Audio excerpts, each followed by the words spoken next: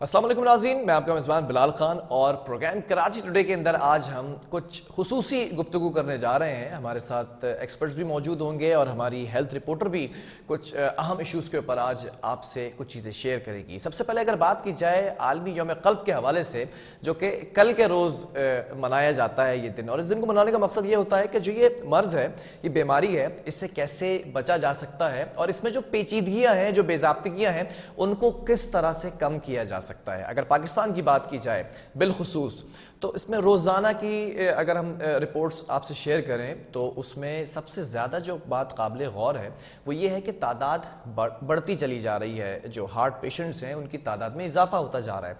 तो कल के रोज़ एज़ यूजुअल हर साल जब ये दिन मनाया जाता है, सेमिनार्स मुनक़िद किए जाते हैं और कुछ डिस्कशंस किए जाते हैं, और इस बीमारी को कम करने के लिए और ख़त्म करने के लिए क्या कुछ मौसर इक़दाम उठाए जा सकते हैं, उनको मौजूए बहस बनाया जाता है। हमारे साथ इस वक्त स्टूडियो के अंदर मौजूद है हेल्थ रिपोर्टर शाहीन सिद्दीकी। शाहीन, बहुत शुक्रिया। ये बड़ा इंपॉर्टेंट टॉपिक है जो आज आप लोगों की नज़र करने जा रही हैं। ये तमाम इंफॉर्मेशन कल के रोज़ की अगर बात की जाए हार्ट डिजीज़ के हवाले से जो खुसूसी तौर पर दिन मनाया जाता है, क्या आपने देखा कल के दिन क्या सेमिनार्स में गुफ्तगू की गई है और कुछ ऐसी नई चीज़ दरियाफ्त की गई है कि इस मर्ज़ को ख़त्म करने के अंदर मौसर किरदार अदा किया जा सके? शुक्रिया बिलाल।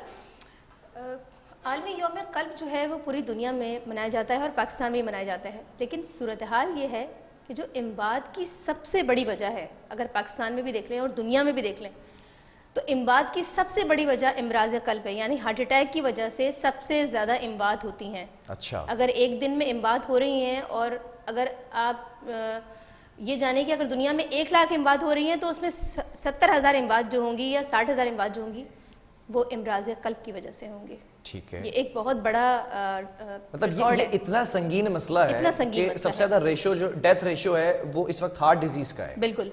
अगर हम पाकिस्तान की बात करें तो आलमी इदारे सेहत की हालिया रिपोर्ट के मुताबिक 1 घंटे में 47 अफराद इमराज़ क़ल्ब की वजह से जहाँ बाक हो जाते हैं पाकिस्तान में। अच्छा, ये बहुत बड़ा फिगर नहीं है? बहुत बड़ा फिगर है। आलमी इदारे सेहत ने ये फिगर दिया।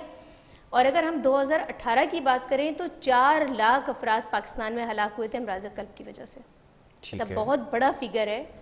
दिन ब दिन ये बढ़ता जा रहा है। आज भी हमारी ज़ेरे मौजू रहा ज़ियाबतीज़ के हमारे माहिर आज मौजूद थे।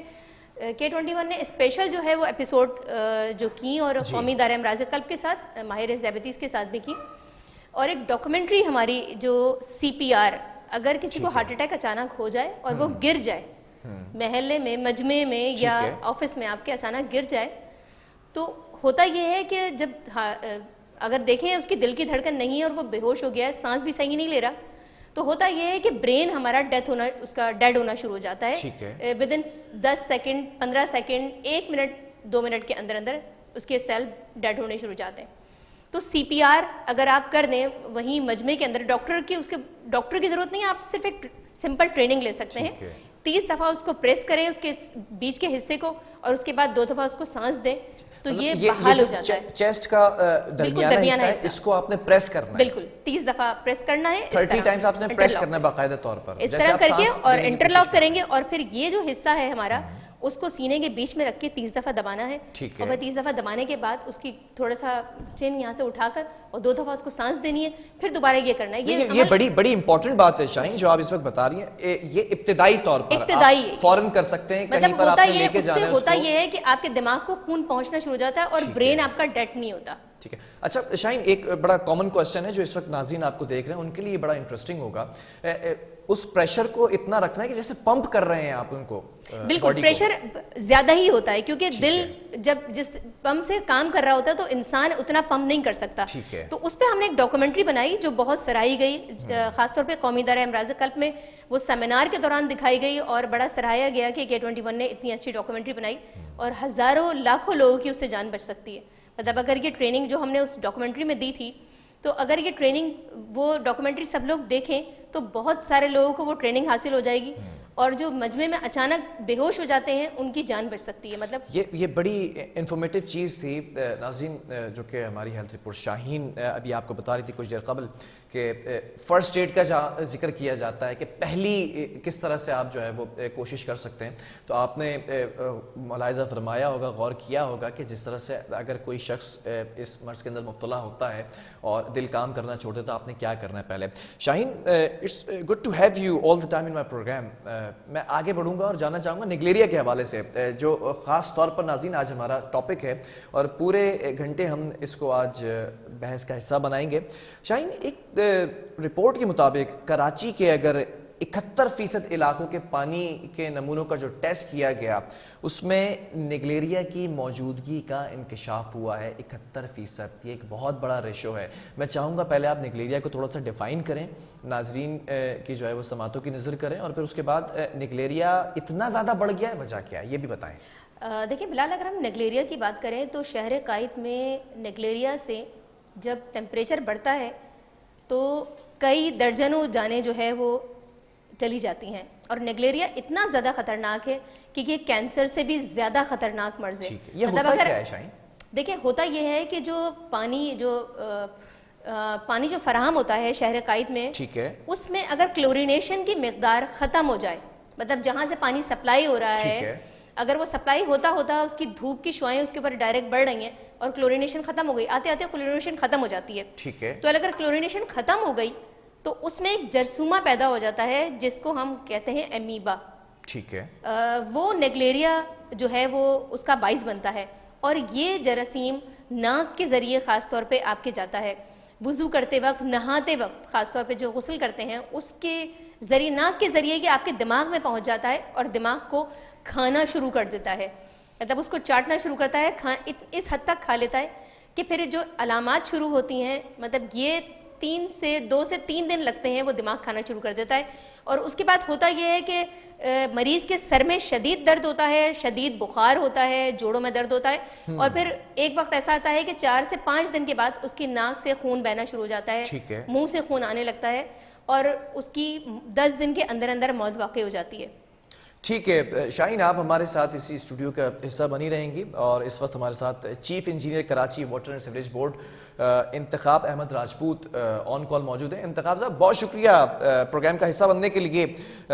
इस वक्त जो टॉपिक हम डिस्कस कर रहे हैं निगलेरिया के हवाले से, कराची के 71% इलाकों के अंदर जो निगलेरिया है वो मौजूद है इस वक्त पानी के अंदर, ये इंकशाफ हुआ है। फिर मेरे पास कुछ फिगर्स भी यहाँ पर रखे हुए हैं कि निगलेरिया की जांच के लिए 18 टाउन्स और फिर मुख्तलिफ इलाकों के पानी के 40 नमूने जो है वो टेस्ट किए गए हैं, जिसमें ये इंकशाफ हुआ है कि निगलेरिया मौजूद है। मैं चाहूँगा आपका इनिशियल कॉमेंट इसके ऊपर। जी हाँ, ये इंसानी दिमाग खाने वाला अमीबा होता है निगलेरिया फ्लोरी। 44 डिग्री पर जो है ये रहना पसंद करता है और ये ज़्यादातर जो है ये पाया जाता है जो अंडरग्राउंड टैंक होते हैं या ओवरहेड टैंक्स होते हैं उसके अंदर पाया जाता है। और ये गर्मी के मौसम में मई, जून, जुलाई में ये जो है ना पैदा होता है। और जहाँ तक क्लोरीनेशन के ये जो सैंपल लिए गए हैं वो घरों से लिए गए हैं, जो कि टैंक के थ्रू और ऊपर ओवरहेड टैंक होता है, अंडरग्राउंड टैंक होता है, वहाँ से जो है ना ये उनके टैप्स लिए गए। अब इसमें क्या होता है कि सफाई नहीं करते प्रॉपर तरीके से। हमें सफाई करनी चाहिए हर महीने। पंप अपने जितने भी आपके टैंक्स हैं, ओवरहेड या अंडरग्राउंड टैंक या मल्टी स्टोरी बिल्डिंग्स के टैंक्स हैं या मस्जिदों के टैंक्स हैं, उनकी हमें प्रॉपर तरीके से सफाई करनी चाहिए, जो कि नहीं की जा रही। जबकि हम जो है हर अपने प्लांट से बाकायदा क्लोरीनेशन करते हैं। उसके हमारी फिल्ट्रेशन के प्रोसेस में 2 दफ़ा हम क्लोरीन इस्तेमाल करते हैं। ठीक है। एक तो हमारा प्री क्लोरीनेशन होती है, जो कि रॉ वाटर आता है, उसको हम प्री क्लोरीनेशन करते हैं, जिससे कि हमारा सिस्टम जो है नीट, क्लियर और जो है ना एल्जियल ग्रोथ जो होती है उसको हम रिड्यूस करते हैं। उसके बाद फिल्ट्रेशन प्रोसेस होता है। उसके बाद पोस्ट फिल्ट्रेशन हम क्लोरीनेशन करते हैं थ्रू क्लोरीनेटर्स।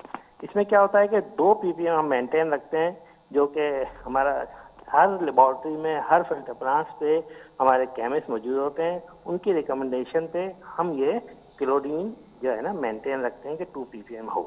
जब फिल्ट्रेशन प्लांट से आगे जाता है पानी, वो फिर जो है जाता है जो हमारे पंपिंग स्टेशन होते हैं वहाँ जो है 1 ppm मेंटेन रखने की कोशिश की जाती है। और उसमें WHO ने भी जो है ना मुख्तलिफ जगहों से सैंपल लिए। कुछ जगहों पे ये था कि कम हमारी क्लोरीनेशन पाई गई, जिससे कि यूनिसेफ ने वहाँ जो हाइपोक्लोराइड। इंतखाब साहब एक बड़ा इंपॉर्टेंट क्वेश्चन है, मुझे मेरी हेल्थ रिपोर्टर ने भी यहाँ पर बताया नाज़रीन को कि क्लोरीनेशन का अमल जब कम होता चला जाता है तो फिर इस तरह से निगलेरिया की जो है वह अफजाइश के अंदर इजाफा होता है। अगर Karachi water and sewerage board का जो आप प्रोसेस बता रहे हैं, विच इज़ वेरी गुड, कि अप्रिशिएट करता हूँ जिस तरह से आपने प्रोसेस बताया है, लेकिन अगर ये वाकई प्रोसेस हो रहा है मुसलसल तवातुर के साथ, फिर ये इजाफा कैसे हो रहा है निगलेरिया के अंदर? और नमूने जो लिए गए हैं 71%, it's an alarming situation for me. 240 cylinder हम जो है हर महीने अपने हमारे 6 फिल्टर प्लांट हैं, 240 सिलेंडर हम यूज करते हैं, जबकि एक सिलेंडर में 900 किलोग्राम क्लोरीन होती है। ये आप किसी भी फिल्टर प्लांट पे जाके आप चेक कर सकते हैं, और हमारे बाकायदा जो है ना ये फिल्ट्रेशन हो रही है, क्लोरीनेशन हो रही है।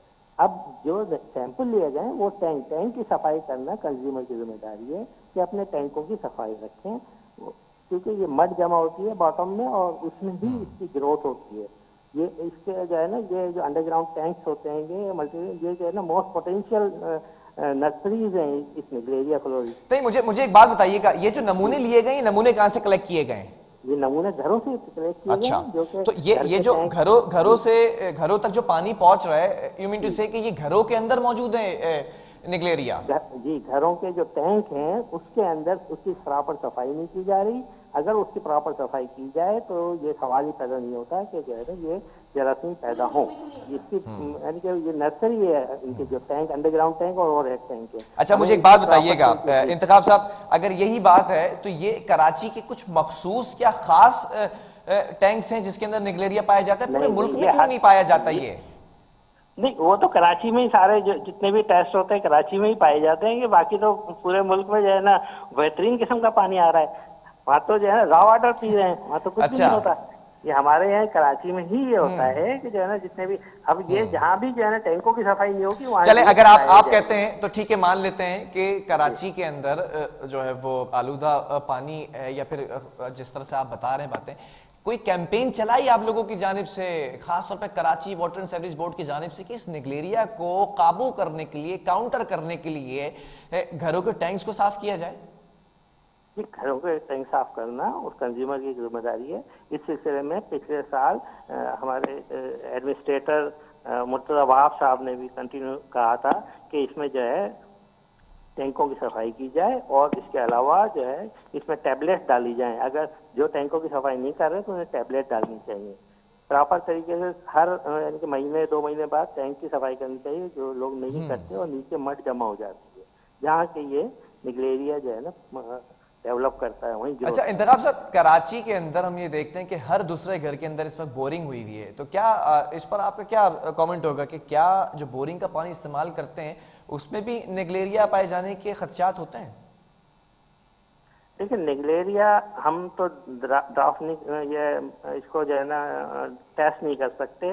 ये तो हमारे जो है ना उस्तादों ने इस पर तहकीक की है और उन्होंने इसको दरियाफ्त किया है, तो ये आसान नहीं है इसको पकड़ना जो है ना कि ये है नहीं है, कहाँ है।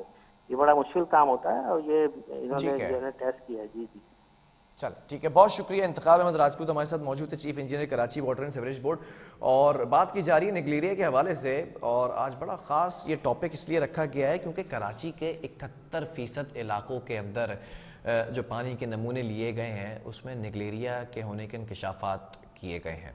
और निगलेरिया के बारे में हमारी रिपोर्टर ने भी आपको बताया, शाहीन ने, कि ये दिमाग को खाने वाला एक अमीबा, एक कीड़ा है कि जो जिस तरह से तेज़ी से ये दिमाग को खाना शुरू करता है। शाहीन भी हमारे साथ थी, शाहीन का भी शुक्रिया।